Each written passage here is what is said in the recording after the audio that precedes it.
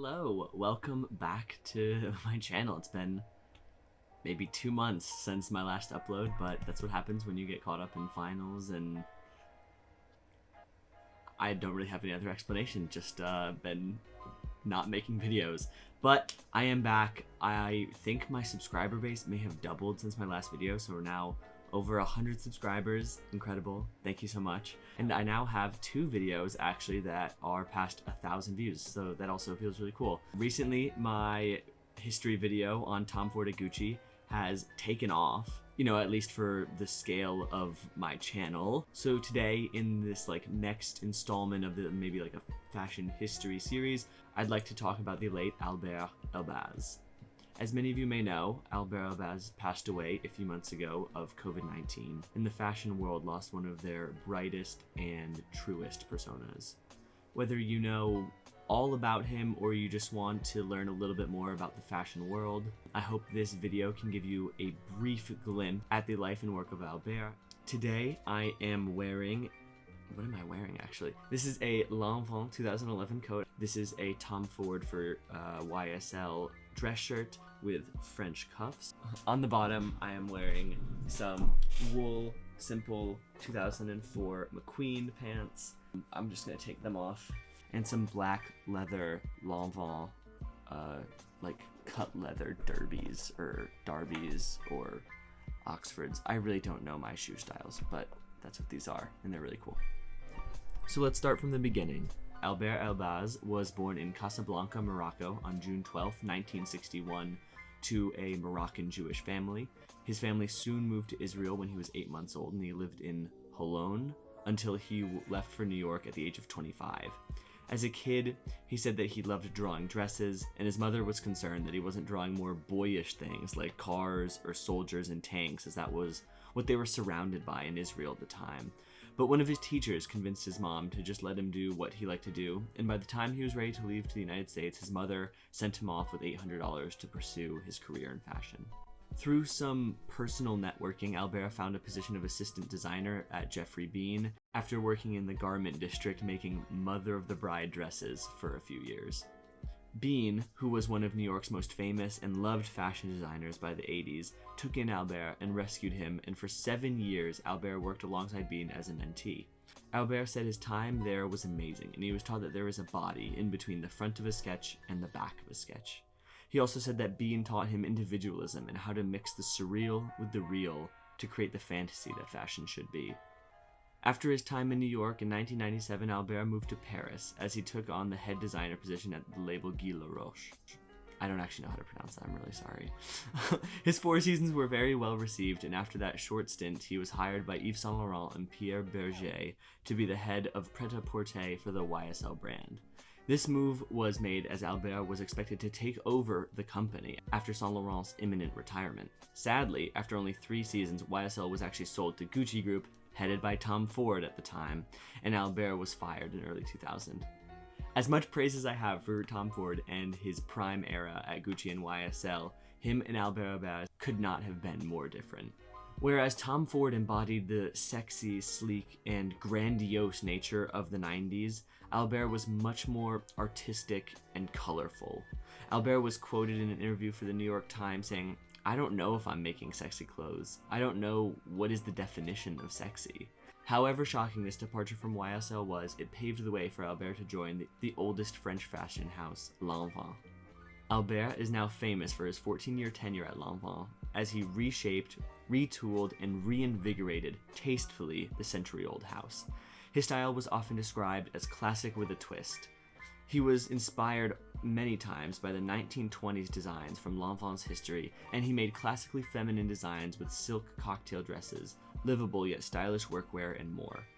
His shows were always loved, and he said that music always had a huge influence on him and his shows.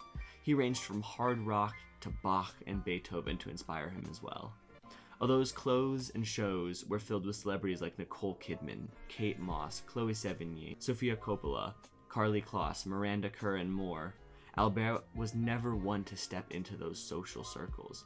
He called himself a concierge in a good hotel because he would work with these celebrities and wealthy people, but always go home to a more secluded and private life. He actually hated the concept of an it bag because there's nothing scarier than being the designer of the moment, because the moment ends. This personal straying away from publicity never hurt the company, though. From 2005 to 2007, L'Enfant's business and sales increased by 60%, and he financially and artistically revitalized L'Enfant. He collaborated with big brands as well, like Acne Studios for their 2008 Blue collection and H&M to make shoes, dresses, necklaces, and more. His design philosophy every season started with a story, an imaginary history or myth. He took these stories and twisted them to make timeless, effortless, and beautiful pieces for any woman. He wanted to make clothes that could be worn by women throughout their lives. Albert's partner Alex Koo, who headed merchandising for the brand for a time, said that when he left Prada and came to L'Enfant, he realized Albert doesn't do marketing. He doesn't believe in commercial collections. He just wants the most beautiful piece. Although poetic and inspiring, nothing really came easy to the workaholic. He was always stressed and anxious for deadlines, meetings, changing clothes, changing styling, and everything that could ever go wrong with every aspect of the collections and shows. For this reason, he enjoyed a quiet and private personal studio away from the bustle of the business, where he can stuff whatever he doesn't want to see in a closet and sketch his famous designs with only the news on instead of music or something else to distract him. L'Enfant was of course an international and important brand, but Elbaz had a lot of decisions and responsibilities on his plate as their operations weren't as big as one might have expected. If you want a really nice look at the process of putting together a L'Enfant show, I recommend watching the documentary Albert and L'Enfant. I'll actually link it in the description because I think there's 1 or 2 copies on YouTube that have English subtitles as well. After a long 14-year tenure, Elbaz was let go from the company in 2015 after a disagreement with the ownership, and womenswear was taken over by Shemena Kamali from Chloe, but sales fell shortly thereafter. After L'Enfant, Albert worked with many different companies like Converse, Tod's, and more to do costume design and perfume creations. In 2019, he started his own label, AZ Factory, with financial backing from Richemont. The company didn't get started until 2021, and they had only created a capsule collection before Elbaz tragically passed away in Paris from complications due to coronavirus.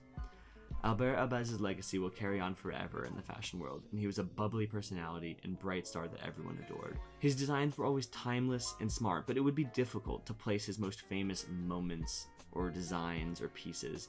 Instead, I'd like to take a quick look at my small collection of pieces from Albert's time at L'Enfant to take a closer look and understand some of his design process.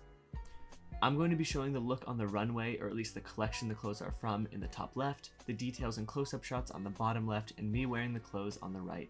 Feel free to pause and rewind to get a better look at all of these, if you want. But this is my fall-winter 2011 coat. It has exposed stitching on many of the seams, which you can see in the close-ups, as well as hidden buttons and raw edges where the buttons are attached.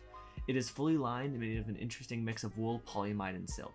Lucas Ossendriver was the head of menswear at L'Enfant starting in 2006, but Albert and Lucas worked together for this show. Albert described his collection as where uptown and downtown meet, but not in Midtown. We hate Midtown.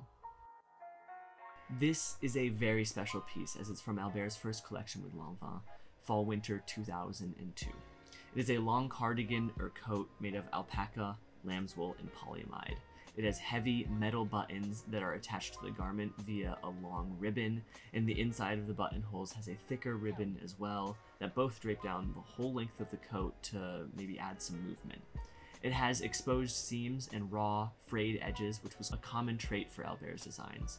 Sarah Mower wrote about this collection for Vogue that, leaving a chic margin of raw edge on the most luxurious of fabrics and cutting a beautiful compromise between the fierce and the feminine, he pulled off a feat of styling that augurs well for the future. Another common trait from Elbaz's designs is that it has an intentional oversized fit so that anyone can hide inside of luxury and fit their clothes at all times. But I've just happened to find a smaller size that actually fits me quite snug. It has an incredible old world feeling about it that I just love. And it's definitely referencing those 1920s designs and styles from the house's famed history. This jacket here is from fall-winter 2004. It is a cashmere, wool, and silk mix in a black and white herringbone pattern. It is double-breasted as well, with 2 rows of beautiful high-quality buttons. It has a front pocket on the left side and also side pockets for your hands. As you can see in the close-up, there are belt loops, so this may have originally come with a belt, but sadly I don't have it.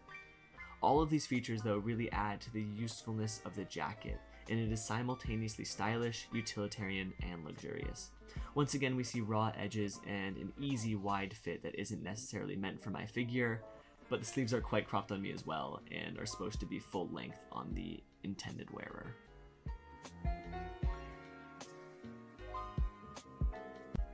When we move into pants, we can see many of Alber's biggest and best ideas come through. These are from Spring-Summer 2006 and are made of 70% cotton and 30% silk. Both of these pants that you'll see are in the house's signature Lanvin blue, which was made by Jeannie Lanvin in her own dye factory in France so that others couldn't replicate the rich and beautiful hue.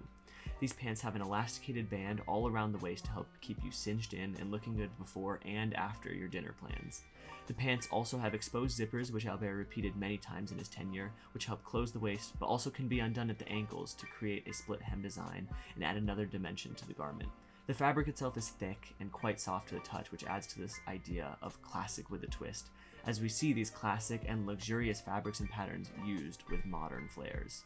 This last pair of pants is from Spring-Summer 2008. They are 62% Cupro and 38% silk and are in that same Lanvin blue color. They have a black fabric waistband and a slim tuxedo stripe down the sides. They have a single pleats up the front of the legs and a satisfying button closure as well. Perhaps these are the simplest of the pieces I've been able to show for you today, but the quality and feeling of the pants is something describable only by touch. I've been fortunate enough to collect all these pieces secondhand and for incredible steals, but I hope that they have helped you see some of Alber's designs, philosophies, and ideas at Lanvin.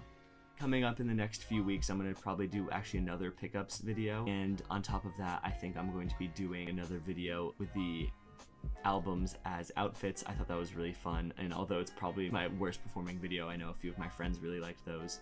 And I also have a summer lookbook coming up with some of my favorite summer pieces. So stay tuned, subscribe, like, comment, etc. Whatever you can do on YouTube.